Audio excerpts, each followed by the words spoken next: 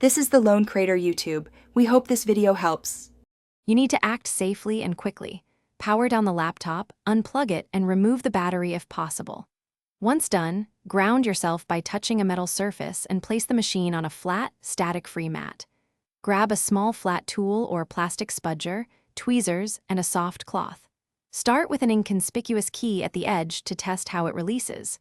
Make sure to note orientation of the keycap so you can reinstall it correctly later. You'll remove the keycap by prying gently from a corner using the plastic spudger. You should lift with steady, even pressure. Short lifts work better than one big yank. Once the edge pops, ease the rest of the cap off. Pay attention to the scissor hinge or metal retainer underneath. Avoid metal tools that can bend clips.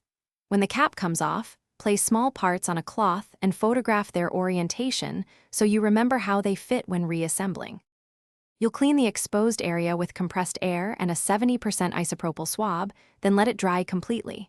To reinstall, position the hinge or metal retainer first, then align the keycap so tabs match. Press firmly but gently until you hear a click and the key sits level. Test the key for smooth travel. If it sticks or fails, inspect clips and the rubber dome. Make sure nothing is misaligned. Troubleshooting tip: if it won't seat, remove and recheck orientation. Thanks for watching. Consider subscribing if we helped you.